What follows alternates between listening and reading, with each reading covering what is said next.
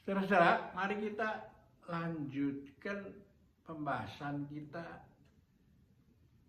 mengenai bagaimana orang zaman kuno, zaman dulu melihat penyelenggaraan ilahi, divini providentia. Ya. Dia melihat bahwa kalau semua terus berubah dan kita tidak tahu ujungnya mau surga atau bisa neraka, tapi kita tetap beriman pada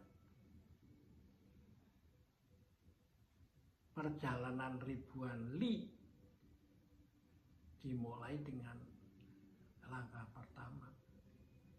Atau setiap hari satu langkah,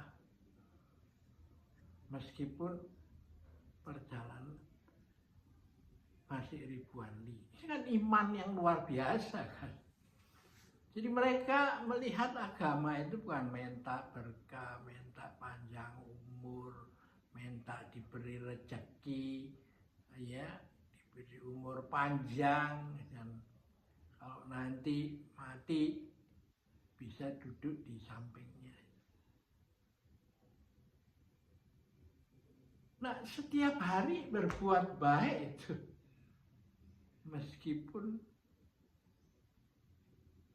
disalahkan orang, diperolokkan orang, ini kan menurut saya ini satu iman yang jauh lebih dalam, ya, luas dan tak bertepi itu, ya kan? Nah, bagaimana penyelenggaraan ilahi ada di dalam skenario ini? Ya. Orang kuno mengatakan jodoh itu. Kalau memang jodoh, maka meskipun jaraknya ribuan li, kita akan ketemu. Gitu. Kalau tidak jodoh, meskipun kita berpas-pasan, kita menengok pun tidak. Nah, inilah yang menjadikan dialog peradaban yang luar biasa, yang belum ada orang yang tertarik, sedikit orang yang tertarik untuk meliriknya itu. Bayangkan dari India yang percaya bahwa hidup itu dimulai dari diri sendiri. Rama, Sita, Rahwana, dan Samuka, Kijang, Kencana, itu sebenarnya konflik yang ada di dalam diri kita. Ya kan? Yang harus Anda selesaikan sebelum Anda bisa menyelesaikan masalah-masalah yang lain. Nah, ketika sampai kepada Siddhartha Gautama, maka dia diperkaya. Dan tidak saling membenci atau saling menundukkan. Tapi dia mengatakan, kalau loncatan dari doktrin base menjadi problem base itu, mengapa menjadi tua, sakit, dan mati itu harus menderita? Ya karena sumbernya semua berubah, tidak ada self yang ajak, ya. Ini jalan terus. Nah, ketika masuk ke Tiongkok, bertemu dengan Lao Tzu, Confucius, ya, maka diperkaya lagi dengan satu pandangan bahwa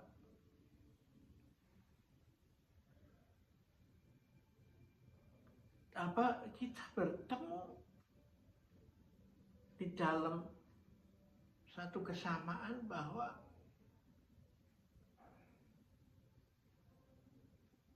kita harus bisa mengatasi persoalan, intinya ada here and now.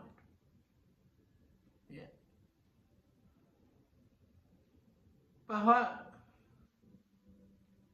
akhirnya bisakah kita itu menghayati hidup dalam saat ini dan di sini. Nah, lalu berjalan lagi sampai ke Taiwan dan diperkaya lagi dengan konsep pemahaman bahwa kalau semuanya terus berubah begini, jadi ngapain you mempunyai rumah ibadah untuk minta-minta? Mengapa kamu mempunyai ritual berdoa? Maka muncullah pemahaman seperti pada Cuci itu, bahwa doa yang paling tinggi adalah memberi. Gitu. Ya. Sehingga hidup ini adalah menjadi suatu proses melepaskan diri apa yang kita miliki. Ya. Karena itu apa saja yang kita miliki pada akhirnya puncaknya adalah bisa melepas diri itu. Nah, perubahan ini terus-menerus terjadi. Ya. Yang ke Tibet ketemu dengan Dalai Lama menjadi Vajrayana itu, ya. Dan dia berpendapat bahwa